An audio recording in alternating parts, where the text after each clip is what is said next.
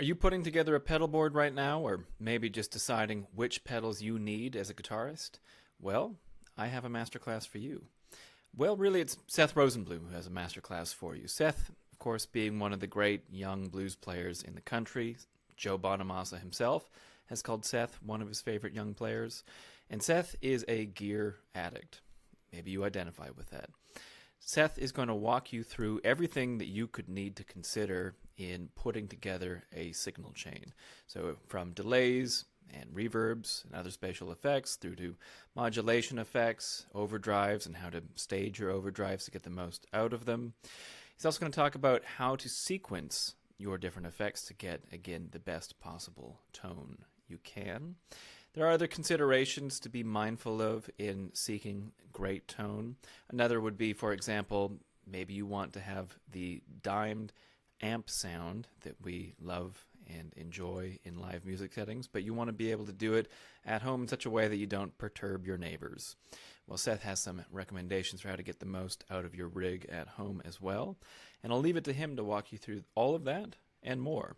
Consider this a walkthrough with, again, one of the best young session guitarists you're going to find anywhere, and a purposeful one at that. You should come away with a clear sense of how pros set their different effects and what the default sort of applications may be for each of those effects, and also how you would go about acquiring and structuring your own rig to get the most tone possible. Enjoy. What I want to do is give a rundown of general types of effects, and then also give an overview of, if you're creating a pedal board, what order you would probably want to place those effects in. And then something that was also requested that I think a lot of us deal with is how to get great tone at home that is not going to annoy your neighbors, family members, etc. So get something that sounds good with the gear you want, but at lower volume. So we're going to jump in first on effects. And the first type of effect I want to talk about is basically overdrive, distortion, and fuzz. So things that are going to add gain and overdrive the signal. And the easiest way, I think, to understand what an overdrive pedal does, for tonight's masterclass, I've set up pretty clean sound. So what you're hearing there is just this PRS NF53. It's going into my 2-rock Bloomfield drive, which is going into the Universal Audio aux and coming into the interface. So pretty clean tone there. Now, if I step on one of the most known overdrive pedals of all time, this is what happens if I step on a Ibanez TS-808 tube screamer.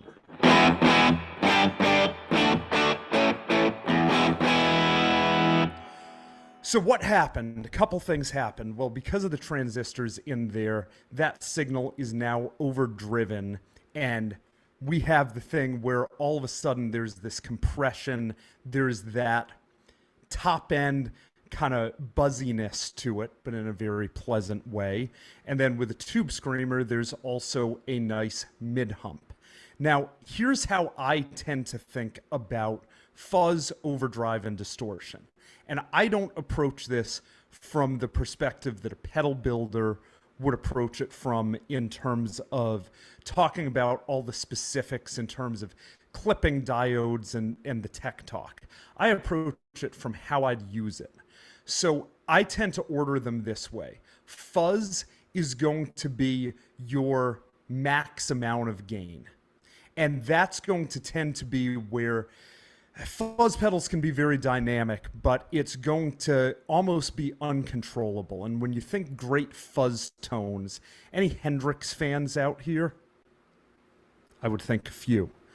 If you think Hendrix, that's where you're thinking fuzz tones, where it's almost a bit woolly sounding, and where you lose a bit of the attack from every note. There are a lot of different kinds of fuzz pedals, but I think of fuzz as being that max amount of gain. You know, it would be something in the territory of what I could get with multiple overdrives stacked. Not quite, but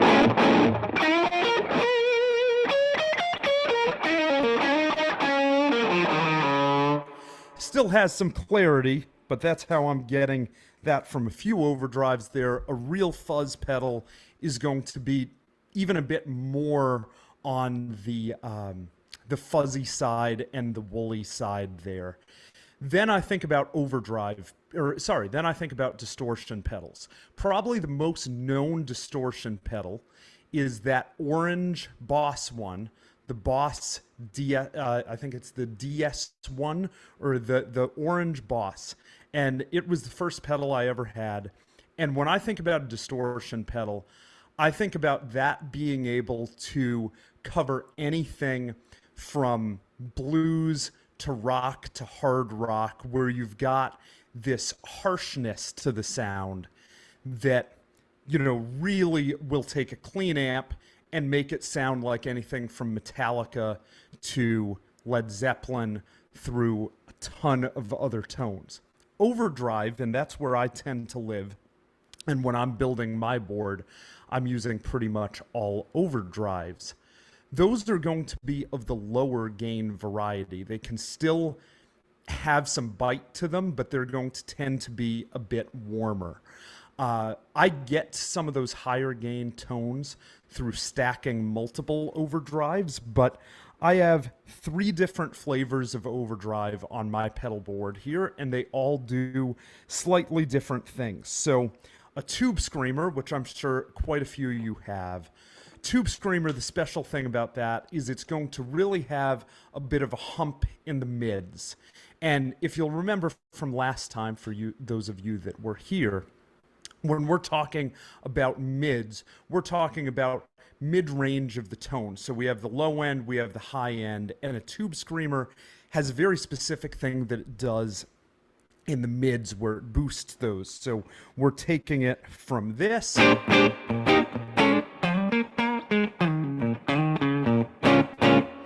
add the tube screamer,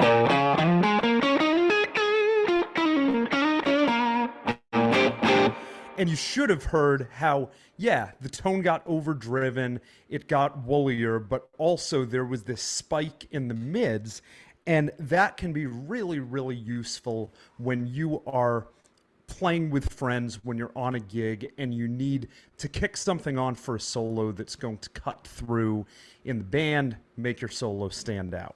Now, the other overdrives I have here are a bit flatter in terms of the frequency, where it's taking what I have with the amp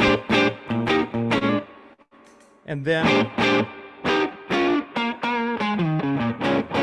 almost just making it sound like I turned the amp up a bit. It's hitting that front end of the amp harder.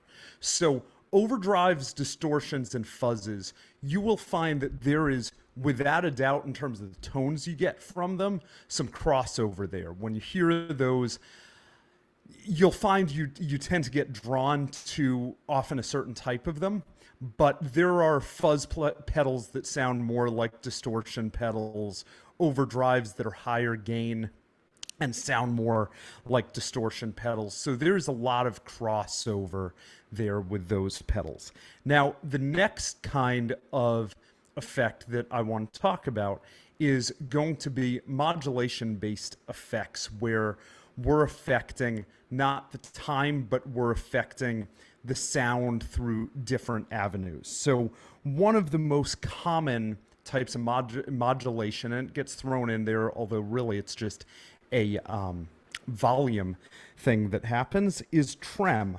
So if I kick on a trem pedal, what you're going to hear is that you hear my volume ever so slightly, and if I take the intensity and bring it up, you're going to hear that the volume is oscillating up and down. Now, some of the very common pedals that get thrown into modulation, again, trem gets thrown in there, but really it's just a volume effect. We also have phasers, we have flangers, we have chorus pedals, all doing slightly different things, but it's modulating the sound. So another that I have on here This is the idea of a Leslie style chorus pedal. And so it's actually taking the sound and making it sound like something else there. Makes it sound kind of like an organ. And modulation-based effects are great where, I mean, trem you will hear used all over. You hear trem used on like a lot of old surf music. If you have something like, you know, if we get the intensity and speed.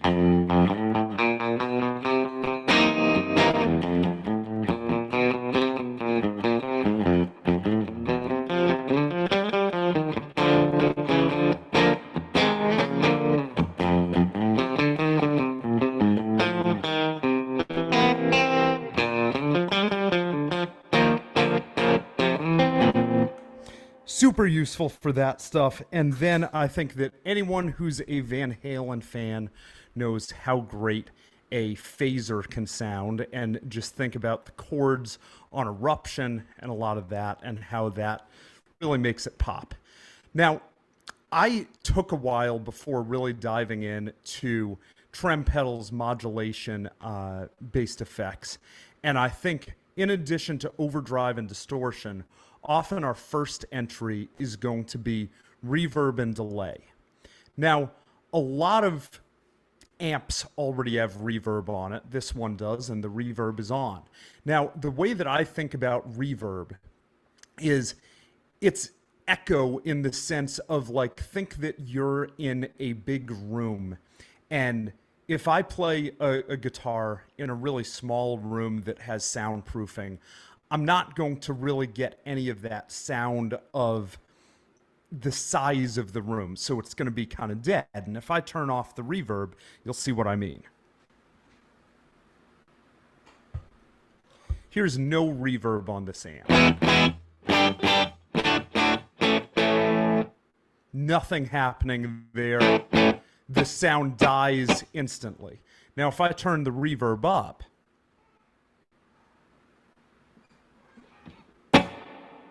you hear how you have that real tail where it sounds like, okay, I'm playing in a bigger room, I'm getting those reflections going, and it sounds great to just create that size. You'll also find that adding some reverb is going to make your tone feel more forgiving.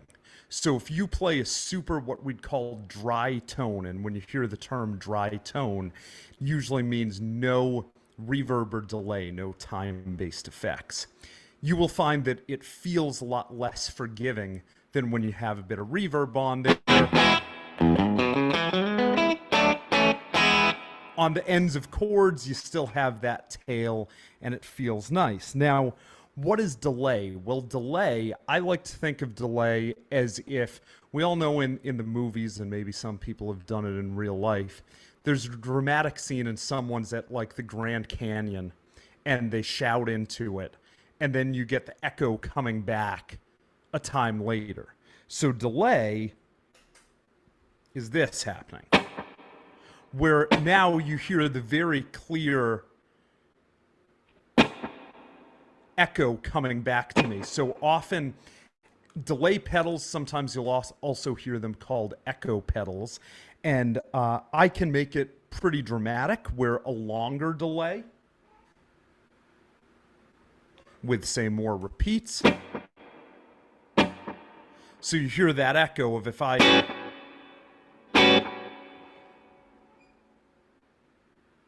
And if I bring the blend up, now you really hear it, where in addition to the reverb, you have that delay that you're hearing the echo coming back moments after I play it. So that's that difference between reverb and delay. I tend to think for most of us, reverb is going to be the first effect, probably reverb and overdrive that we dive into. But I remember one of the first pedals I ever got was a Boss DD3 delay pedal. And I used that thing forever, and it sounded great. Delay will do a similar thing, where it can take the tone from feeling pretty unforgiving and just give you a little extra space and sound. Love it in a trio setting. And then there are all kinds of crazy things you can do with delay. Think for fans of U2 to get a lot of those sounds where the part is actually just playing, say, quarter notes, but with a dotted eighth delay, it'll sound like you have twice or three times the amount of notes sometimes that you actually have. So super useful effects. Now, a lot of you probably have some pedals lying around, and who here either has a pedal board put together or has tried to put together a pedal board? Great. I see quite a few hands. Now, when you've been putting together that pedal board, how many questions have you had? And I see a comment, too many pedals. Welcome to the club. That dresser behind me, there's a whole drawer that is just dedicated to pedals that are not on either of my current board. And it's going to be 2 drawers soon. So I know the feeling. But when you've been building those boards, who's run into the issue of not being sure the order to place those pedals in? Okay, I see a few hands. Let's talk about it and why. So have a very useful visual here. Now, if you see this visual, and this is a pretty good rule of thumb, but we'll talk about some of the exceptions. We're coming from the guitar, going all the way through here, and then ending up at the amp. So here are the general principles. For the most part, I don't worry too much about buffers, but we can talk about those for anyone who has used them. I like to, instead of working in order from the guitar in, I actually like talking about this from the amp backwards. And here's why. For a lot of us, reverb here, we're getting from the amp. And I tend to think about a lot of effects as if an amp would have it, it's going to go very late in the chain close to the amp.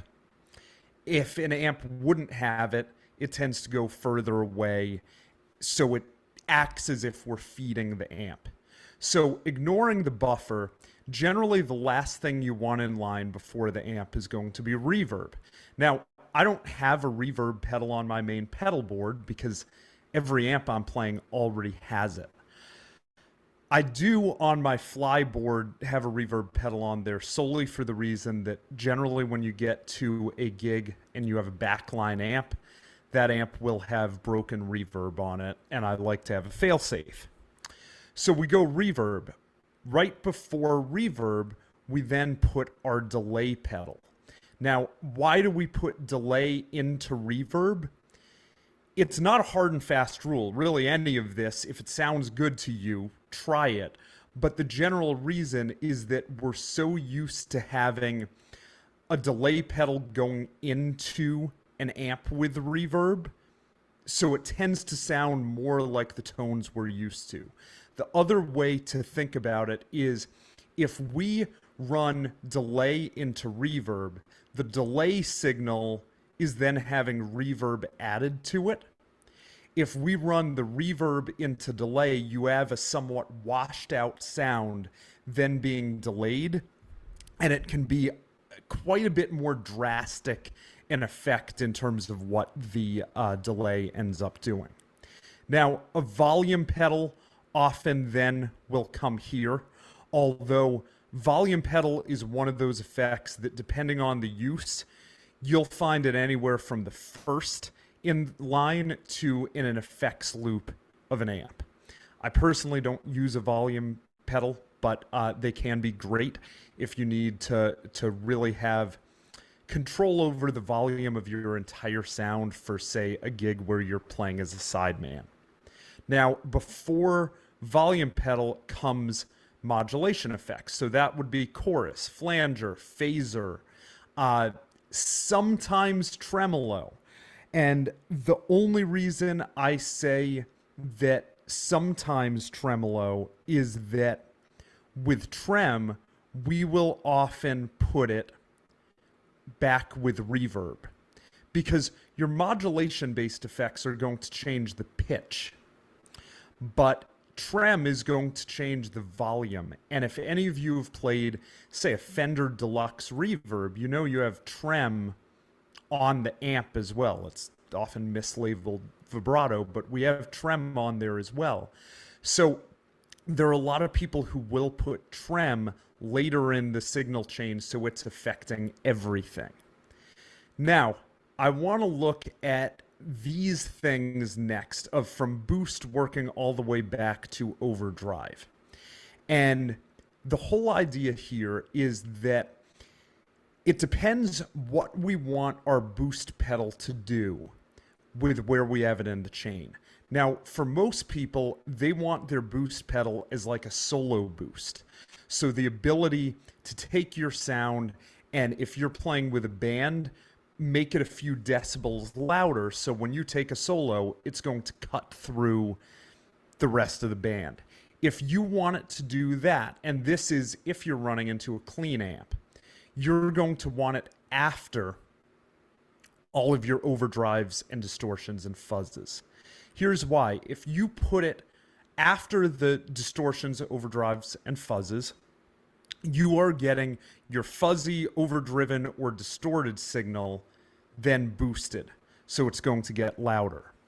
If you put your boost pedal before your fuzzes, overdrives, and distortion, what you are effectively doing is sending more signal to your overdrive, distortion, or fuzz, which will tend to just make it more overdriven, more distorted, or fuzzier, but won't actually bring up your volume. So if you've ever bought a boost pedal, seen somewhere that you should put it like first in line after your guitar, then run it into a distortion pedal, and you're like, wait, why is it not getting louder? That's exactly why. Compression then is generally going to come before your overdrive, and if once again we ignore this buffer, there might be some questions of, wait, if overdrive and distortion are here, why is fuzz over here if they're quite similar? Well, fuzz pedals tend to be very reactive to the signal of your guitar. Same thing with wah pedals. It's often why you'll actually see the tuner placed where this buffer is after the fuzz pedal. Most people just throw the tuner first in line, but especially if you have a germanium fuzz pedal or a lot of wah pedals, they really react to the impedance of the guitar. So that's why you always want your fuzzes and wahs before you'd have any buffer and first in line. Now, there are different guys who've done these different ways of, if you look at Hendrix and Stevie, some people like the sound of wah then fuzz, others like fuzz then wah. It is true that a lot of players who love fuzz also love the sound of a wah, and vice versa. The tuner pedal can go first. It can also go almost anywhere in the signal chain, as long as you're not running, say, a modulation, a pitch shifting effect into a tuner while it's on, because then you will find that it sounds out of tune. So that runs through all of those effects, how you'd want to order them if you are building out pedal board. I tend to, for the most part, stick with that order, and I don't necessarily deviate all that much. And now I want to get into how to get good tone, especially overdriven tone, at home at low volume. So low volume tone at home. How many people have struggled with getting an overdriven tone that sounds good, but isn't waking up family or neighbors at home? I see hands. Here's how I treat it. So one of the ways that, and this is kind of the way to really get it without messing with pedals or anything, is something along the lines of what I have going here, where in the room, I have absolutely no volume happening because I've taken the amp head and it's running into a speaker simulator, mic simulator that's also a load box. So there's no sound in the room. I'm just talking into this, but this is running into something called a universal audio aux. One of the things that you can look into is an attenuator.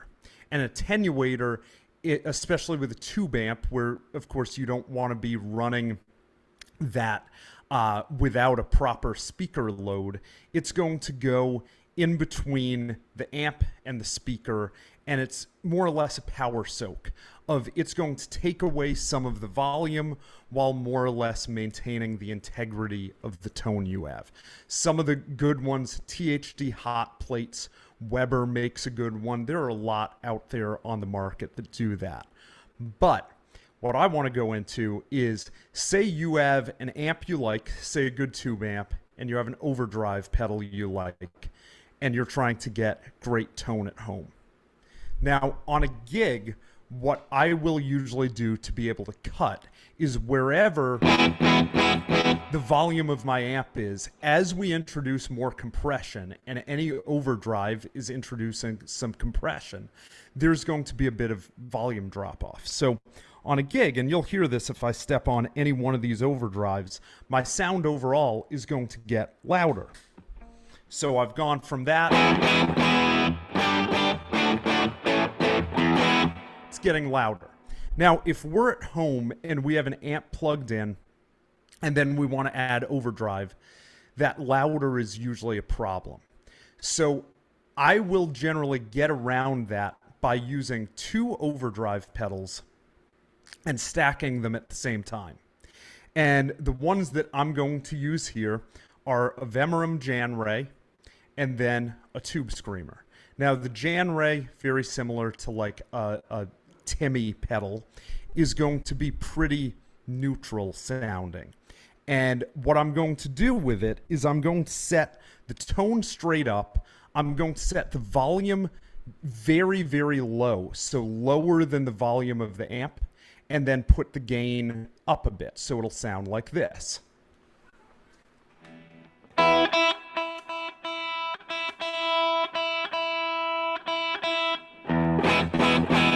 So we've now gone from where here's just the amp,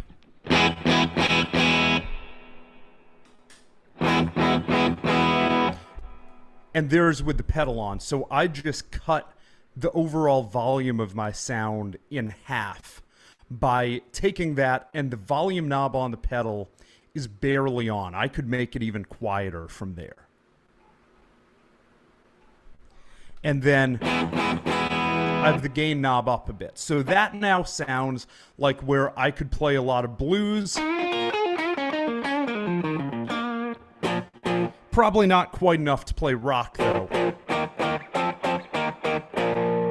Now, say I need to now get a higher gain sound. Say I'm trying to play some higher gain blues or some Eric Johnson stuff, some Satriani stuff. What can I do from there with the Tube Screamer? Well, with the Tube Screamer, now that I already have an overdriven signal, if I put something into that, it's now going to add more gain, not so much more volume. So with the Tube Screamer, I'm going to have the gain set at noon, and then I'm going to dial in the volume to taste. And I'm not going to take down the overall volume any further, but I'm not going to have it where it would be too loud for neighbors to play in the house, anything like that, even if you've got a decent sized tube amp. So here is now with that Tube Screamer added.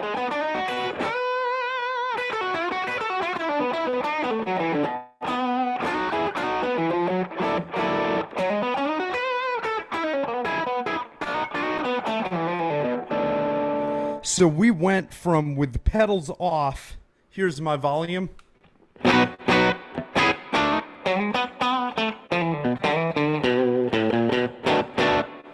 I put just the Jan Ray on to get that bass sound.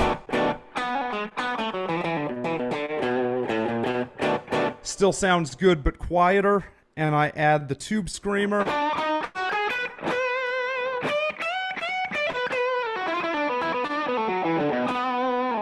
And there's very little that I couldn't play with that amount of gain. If I needed any more gain, I could turn up the gain on either one of those pedals, and then it's going to get it exactly to the point where I need it to be. But it's a trick where I used to always think that, okay, I have to have my clean sound, and then obviously my overdrives and distortions have to be louder. But if we're playing at home and practicing and want to get that tone, and if we're not playing something where we have to switch between a clean sound and an overdriven sound so they have to be at the same volume, that's what I have often used to get around that. Now, the cool thing, if you still need a clean sound, and we talked a bit about this last time, but as soon as I've done that, of course, I've taken away my ability to flip-flop between having the overdriven sound and a clean sound, have them at the same volume. But if I go back to just the Jan Ray, here's my clean sound now. And all I did there is took the volume knob on the guitar down to about 3 or 4. You can always review the last tone masterclass, but one of the most important takeaways is to not neglect the volume knob and the tone knob. The volume knob, the misconception is that that is totally just going to control your volume. That when you turn it down, the volume's going to drop. You turn it up, the volume's going to go up. That is generally true if you're playing into a totally clean amp. But if you're playing into an overdriven amp, it's going to act more so at first as your overdrive knob controlling the amount of overdrive than it is just a pure volume knob. So any gig that I play, I tend to be a fan of, for the song I'm playing, let me put a tone on that has the maximum amount of gain I'm going to use, and then I just ride the volume knob. Occasionally I'll step on a boost pedal, but often not. Now, if you're playing a style of music that requires you to have a crystal clean tone and like a super fuzzed out tone, that might not work for you. But if you're playing blues, classic rock, a lot of that stuff, you think about how Hendrix controlled stuff, how Clapton controlled stuff. There's a great interview with Clapton in the late 60s talking about, using that volume knob, the tone knob to get different sounds. Jimmy Page, it's not to be neglected because these guys, if you're playing into a wall of 100-watt Marshalls, there's no clean sound on that. The only clean sound you're getting is just rolling that volume knob down to get you where you need to be. So that's something I think that everyone can try at home. Using a couple overdrive pedals and an amp of your choosing should get you much closer to good tone at reasonable volumes. Opening it back up to questions on that and going even beyond pedals, any tone questions. I have never used EQ pedals all that much, but I know that if you look at like any Nashville session player's pedal board, they all have like a modded Boss EQ on there, and it's a staple of that. I think that they can be great to use as a boost, but also if you're in a studio environment or you're even on a gig, and especially if you're in a band that is pretty dense. So say it's not just a trio setting, but you have a couple guitar players, you maybe have keys, you maybe have horns. An EQ pedal can be great to really fine tune even an overdrive pedal and what frequencies it's accentuating and hitting. Mm-hmm. So not something that I regularly use, but can be quite useful. It really depends on the circumstance. Of generally with an always on delay, like if I'm playing in a smaller setting, so a trio, I have a delay pedal always on. Why? Because if I'm in that setting, I want to create as much space as I possibly can. Because generally, if you go see a trio at a club, the problem is that you miss there being a second guitar player or a keyboard player or an organ player, where I tend to turn up those time-based effects. And I've gone back and forth. Like, I will sometimes, for an always on delay, have a bit of a slapback delay, which then is just going to fatten it. And the idea behind a slapback delay is that it's a louder repeat delay, but that comes very soon after the initial note. Other times I've gone where that always on delay is a bit of a longer trail delay. But when I talk about having an always on delay, what I like it to do is exactly what you're saying, of fatten up and thicken up the mix and the tone. So I think about it as really interacting with the reverb to create space. And if I can create space with it, then even if I'm in a smaller setting, it still sounds big. I find delay pedals really, really difficult to talk about in terms of exact settings, because if you go out and take 3 of the most common delays I think you'll see, which will be like a Boss DD3, a MXR carbon copy, and the one I've got on here, which is the Way Huge Aquapus, the sweeps of each knob on all of those are entirely different. Like, the Aquapus, I find, is unbelievably sensitive on the feedback and level knobs, where you would think that I had them both off. But when you hear it on, it's like, oh, that's a decent amount of delay. Other delay pedals you'll have turned up quite a bit. I'd say if you have one that measures milliseconds, I'm somewhere around 300 milliseconds at this point, where a slapback would be talking around 100 to 110. So a different thing there. But I want to create something that makes the mix bigger. If I'm playing in a 4-piece, I usually don't have an always on delay. If I'm playing with a horn section and a way bigger band, then having all that delay and reverb, instead of making it sound bigger and sounding more spacious, it's going to make it sound washed out and less focused, where you might not be able to actually hear the guitar as well as you want to be able to.